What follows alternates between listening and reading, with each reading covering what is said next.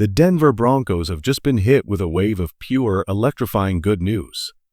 The offense, firing on all cylinders, the energy, unstoppable. And the buzz out of today's joint practice with the Arizona Cardinals? Absolutely unanimous. Bo Nix is commanding this offense with the confidence and precision we've been dreaming about.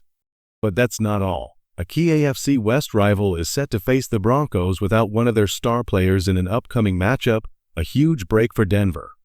On top of that, we've got encouraging updates on the injury front. There was a brief scare when left tackle Garrett Bowles left the field during practice. At first, it looked serious, but the truth? It wasn't a long-term concern, just an asthma episode brought on by the intense heat. He's expected to return without missing significant time. And while Bowles took a breather, Bo Nix was stealing the show. Every Broncos reporter on the field is saying the same thing. This was Nix's best practice of training camp. He was sharp, accurate, and in total control.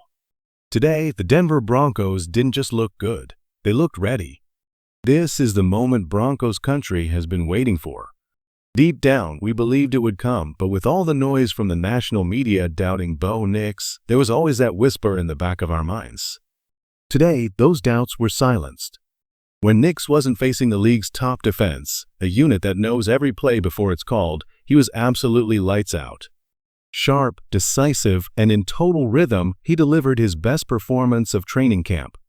Every credible Broncos voice, from Cody Rourke to Andrew Mason, is saying the same thing. Bo Nix elevated his game to a whole new level. He was spreading the ball across the field, finding targets everywhere.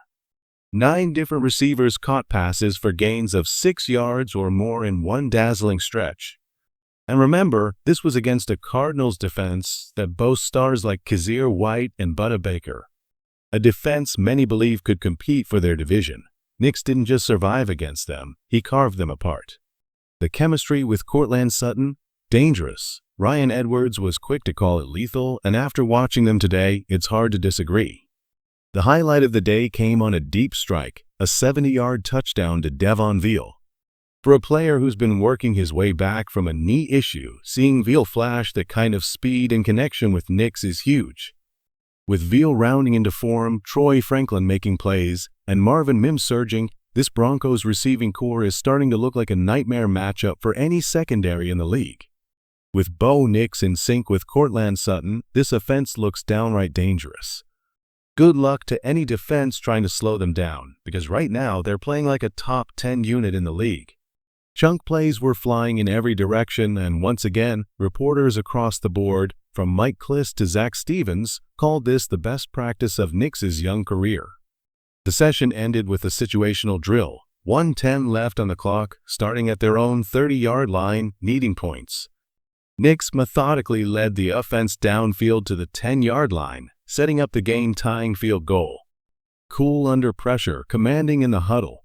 It was a drive that felt familiar, the same kind of poise we saw from Nix last season in clutch moments, including that nail-biter against Cincinnati. And for those worried about a sophomore slump, forget it. Nix is proving he's the real deal. Even Sean Payton's mood told the story. After practice, he stayed at the podium for more than half an hour, fielding questions, smiling, and clearly enjoying every second. This wasn't the short, sharp press conference of a frustrated coach. This was a man who believes his team is finally executing the vision he's been building toward since day one in Denver. And maybe the most telling perspective isn't coming from the Broncos' own camp, but from the voices covering the opposition. It's one thing when Denver's own reporters say Bo Nix is the real deal, but when the opposition starts praising him, that's when you know it's different. The Arizona Cardinals just saw Nix up close, and their reactions might hype Broncos fans even more than anything coming from our own camp. Cardinals linebacker M. Wilson talked about the leap Nix has made from his rookie season, the swagger, the poise, the command of the offense. He described Nix making no-look throws, operating with confidence, and playing like a quarterback who's already in complete control. Other Cardinals defenders were just as impressed.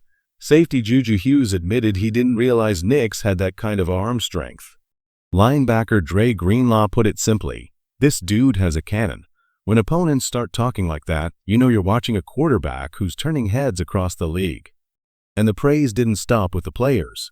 Cardinals head coach Jonathan Gannon openly spoke about his respect for Sean Payton, recognizing the Hall of Fame caliber leadership he brings to Denver. In just his second season at the helm, Payton's vision for the Broncos is becoming reality, and now even rival coaches are taking notice. Jonathan Gannon knows exactly what Sean Payton brings to the table, calling him a Hall of Fame coach and fully deferring to his approach during joint practice.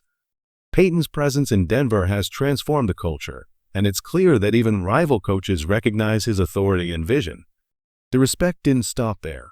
Arizona's own media voices had glowing words for the Broncos, particularly at the line of scrimmage.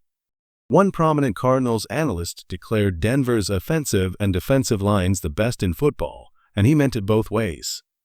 That's a statement that should light a fire under every Broncos fan. Even more impressive? Bo Nix delivered his best day of camp while missing his starting left tackle for most of practice. With Garrett Bowles sidelined briefly due to an asthma episode, Nix still spread the ball with surgical precision against Arizona's starting defense. 9 different targets, consistent gains, total command. If this is what the Broncos' offense looks like under pressure in August, imagine what they'll do in Week 1 against Tennessee with the full offensive line intact. This is a team building towards something special, and they're doing it on both sides of the ball. Cardinals media left joint practice impressed with how Bo Nix spread the football. He wasn't locked onto one target, he delivered the ball exactly where it needed to go, hitting multiple receivers with precision. By contrast, Kyler Murray relied almost exclusively on tight end Trey McBride. Sean Payton explained after practice that Denver hadn't even game planned for Arizona. They ran their base sets without tailoring the defense to stop McBride. Give defensive coordinator Vance Joseph a week to prepare, and that option likely disappears entirely. Part of Arizona's offensive focus on McBride came from Denver resting linebacker Dre Greenlaw for precautionary reasons, keeping him fresh for Week 1, and only recently welcoming back Alex Singleton. Once the Broncos' full linebacking core is on the field, shutting down opposing tight ends will be second nature. Multiple Arizona reporters called Denver's defensive front the best in football, and they weren't alone. San Francisco media echoed that same sentiment after their joint practice last week. This isn't just local hype. Around the league, respected voices are saying it. The Denver Broncos have one of the most dominant defensive fronts in the NFL. Nick Bonitto hasn't practiced since the preseason matchup against San Francisco, the same game where he completely wrecked an entire offensive series. Some wondered if it was a contract holdout, but Sean Payton shut that down immediately. The truth? Bonitto had a bone bruise on the top of his foot. Rather than dealing with lingering pain all season, team doctors performed a minor procedure to remove it, just 3 stitches, ensuring he's ready for Week 1. No holdout, no long-term concern, just smart, preemptive care for one of Denver's most disruptive pass rushers. And then came even more good news for Broncos country. Kansas City's top receiver, Rashee Rice, is facing a suspension. Reports indicate it will begin on September 30th, meaning the Broncos won't see him when they face the Chiefs in the early part of the season. Denver will take on Patrick Mahomes no matter who lines up at wideout, but missing a WR1 tilts the odds even more in the Broncos' favor. Fewer weapons for Kansas City, more opportunity for Denver to strike. If the reports about Rashee Rice's suspension length hold true, it's even better news for Denver. Legal analyst Drew Davenport, known for his accurate suspension predictions, believes the NFL initially offered Rice an 8-game ban. Rice reportedly pushed for a shorter penalty, 4 to 6 games, which led to a formal hearing scheduled for September 30th. The timing could work perfectly in Denver's favor. If Rice receives a 6-game suspension, he would miss the Chiefs' Week 6 matchup against the Broncos. No Rashee Rice. No WR1 for Patrick Mahomes.